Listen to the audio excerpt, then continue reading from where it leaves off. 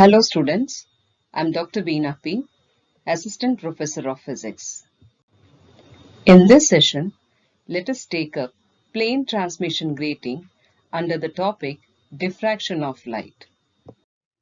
Let us see what is a plane transmission grating. It is an arrangement which consists of large number of equidistant parallel rectangular slits of equal width and separated by equal opaque portions. To construct a grating, we have to take a plain glass sheet and with the help of diamond tip, fine lines has to be drawn on the grating. These lined portions is opaque to light and spacing between these lines are transparent and hence light can pass through these transparent portions and is obstructed by the opaque portion. Normally, we see 15,000 lines drawn per inch on a grating. You can see a student's grating over here, where in this grating we find 15,000 lines per inch. Width of the opaque lines is taken as B and width of transparent portion is taken as A. And hence, A plus B is taken as N, where N is the grating element. So the distance A plus B is called grating element or grating constant. It can also be defined as the distance between centers of any two consecutive slits. Let us now see how diffraction takes place in a plane transmission grating. For that, let us take up a point source S of monochromatic wavelength lambda which emits light in all directions. The light from S is made parallel using a convex lens. Let us see this figure. The rays from the point source S is made to fall on a lens.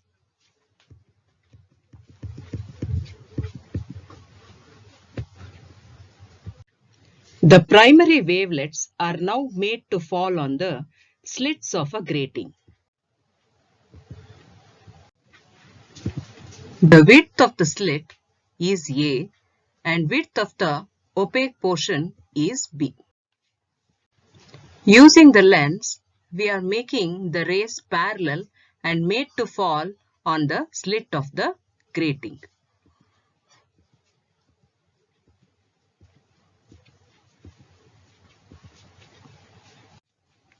According to Huygens wave principle, each point of the slit acts as a source of secondary wavelets. From each slit, many sets of secondary wavelets are produced. Some sets of secondary waves will not diffract and they move parallel to the direction of incident light and is made to converge at a point O on the screen XY using a lens L. Let us take a lens L and a screen XY at a finite distance from the lens. Now, a set of secondary waves from the slits are made to fall on the lens and they converge at a point on the screen at O. That is, they are not diffracted. A set of secondary wavelets from the slit, they are directly made to converge at a point O through a lens L. So these rays are not diffracted and they doesn't have any path difference over here. The waves travel equal distances and reaches the point O, and since there is no path difference between these waves, maximum intensity is observed at O, and the point O is called central maxima. Other than this set of waves, there are different sets which get diffracted at different angles. Let us take up such set which undergoes diffraction at an angle theta. Let us see this. the diffracted waves are moving to a point, a converging point through the lens L.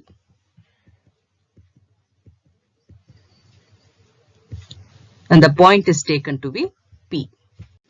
So, this set of waves gets diffracted at different angle theta.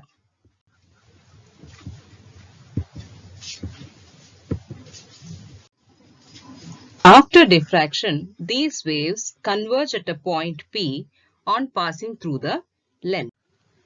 A path difference is observed between these waves in this case.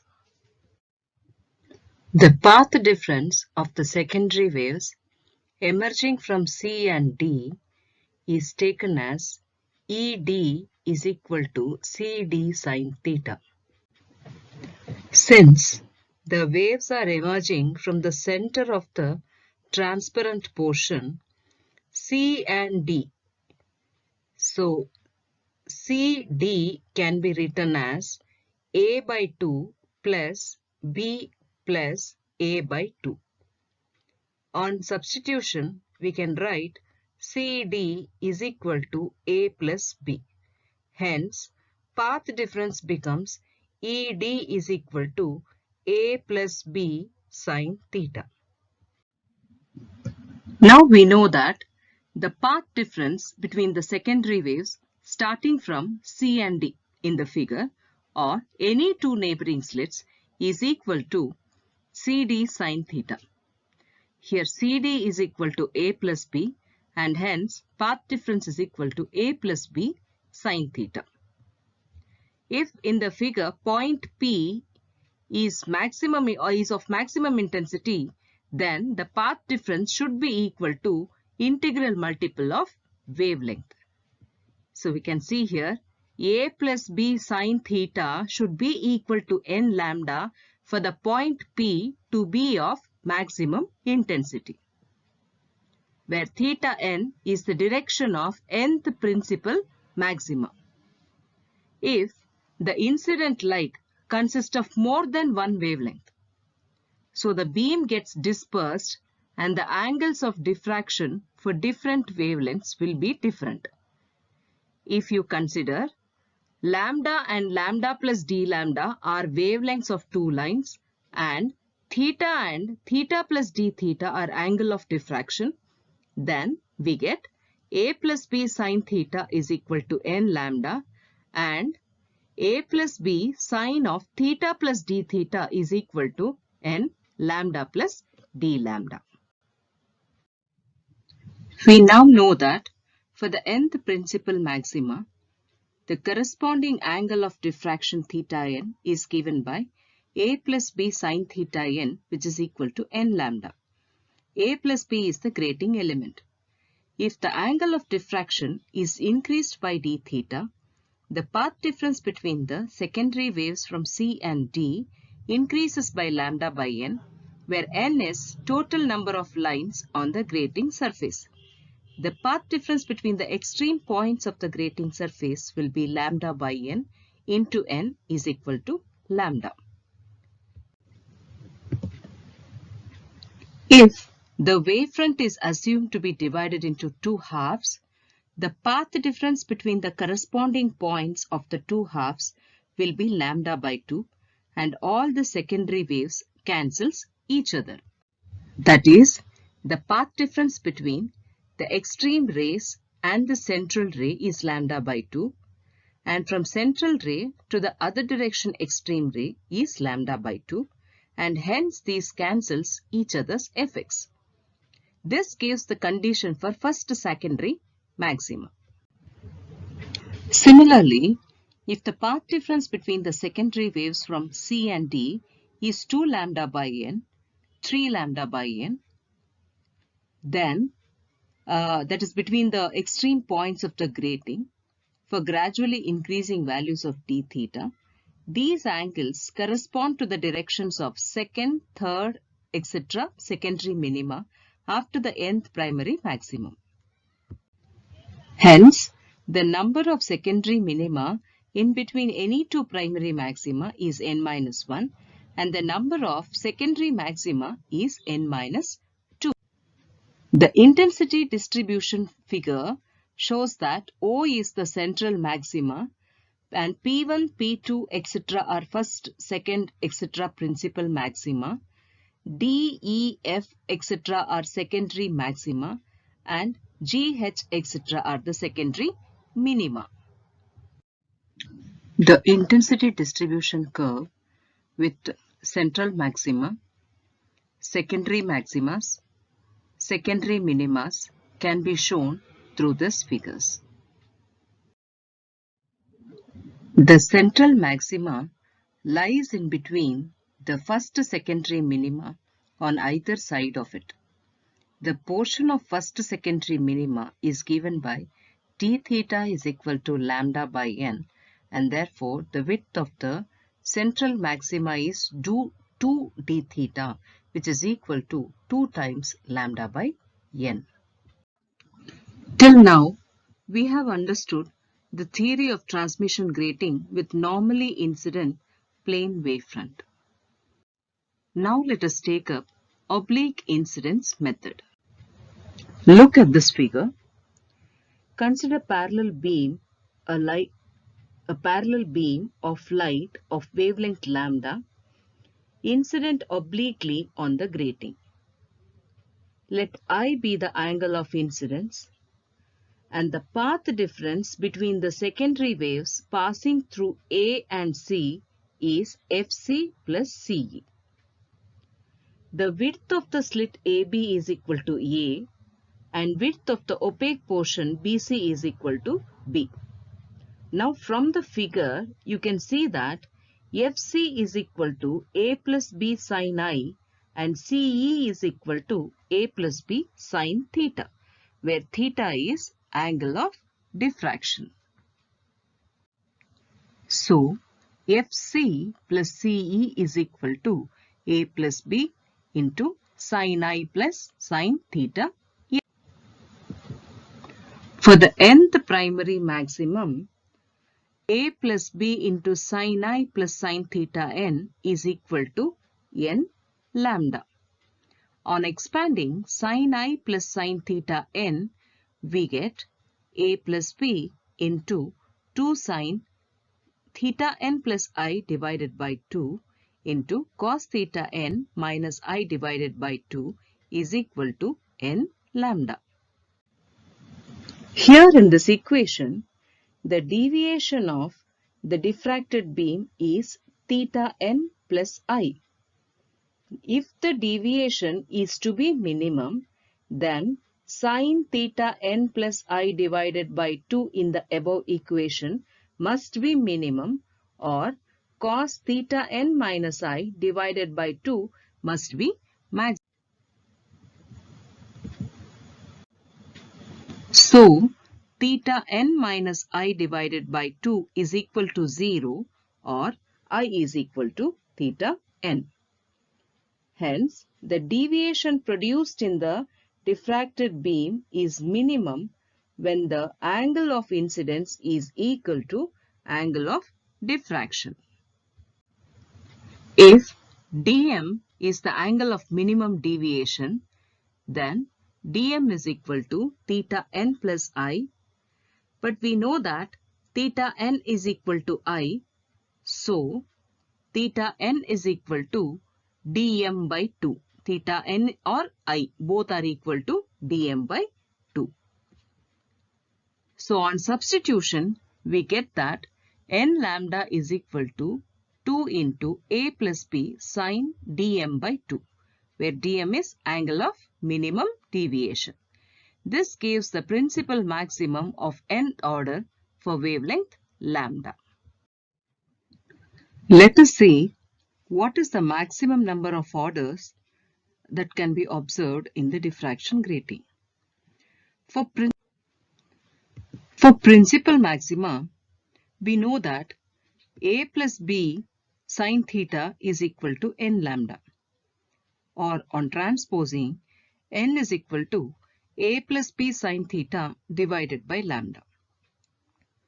If we want n to be maximum, then theta should be equal to 90 degree. So n max is equal to a plus b sine 90 divided by lambda, which comes out to be a plus b divided by lambda. If a plus b lies between lambda and 2 lambda, then n is equal to a plus b divided by lambda, which is equal to 1. That is, n is of first order. N is equal to 1 here. If a plus b lies between 2 lambda and 3 lambda, then we get n is equal to 3. N is equal to 2. That is, it is second order. And we know that the equation for principal maxima of diffraction grating is n lambda is equal to a plus b sine theta. Let us take this equation as equation 1. From this equation, if a plus b is less than lambda, then we can observe that sine theta is greater than 1. But this is impossible. Hence, first order spectrum is absent. Next, let us take up the equation for maxima in a single slit. That is, a sine theta is equal to m lambda. Let us take this equation as equation 2. By dividing equation 1 by 2, we get a plus b sine theta divided by a sine theta is equal to n divided by m. Or we can say a plus b divided by a is equal to n divided by m. Let us apply the condition for absent spectrum. That is, if a is equal to b, then n becomes, that is 2m. That is, n is equal to 2m. Here m takes up the value 1, 2, 3 and so on. So the order n is equal to 2, 4, 6 is and so on is found to be absent. Next, let us take up the next condition, that is b is equal to 2a. That is, if b is equal to 2a, then n is equal to 3m. Again, n is equal to 3. On applying the values of m, n is equal to 3, 6, 9 and so on. So we can say that the second, third orders and so on will be absent when a plus b less than 2 lambda and a plus b is less than 3 lambda and etc. So similarly, we can observe that if a plus b is less than n lambda, then the nth order will be absent. Let us understand what is overlapping of spectral lines.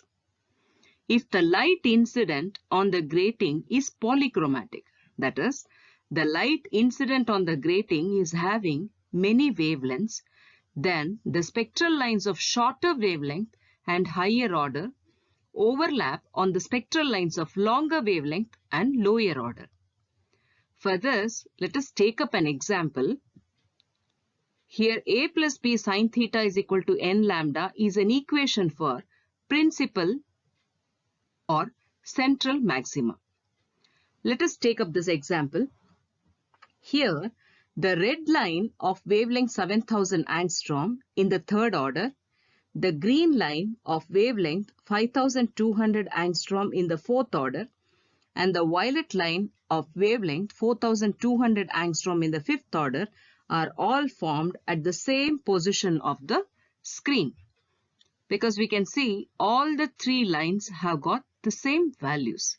So we can say all the lines are formed at the same position of the screen. Means the angle of diffraction theta is same for spectral line of wavelength lambda 1 in the first order, spectral line of wavelength lambda 2 in the second order, and spectral line of wavelength lambda 3 in the third order. Then we can have an equation like a plus b sine theta is equal to lambda 1 equal to 2 lambda 2 equal to 3 lambda 3 and so on. But if you observe spectral lines in the visible region, no overlapping is observed. But if we consider the spectral lines in the UV region, these effects, overlapping effect, is more prominent. Now we are at the end of the session. To enhance your knowledge on plane transmission grating, you can go through the optics books by Ajay Ghatak and Brijlal and Subramaniam. Okay, thank you.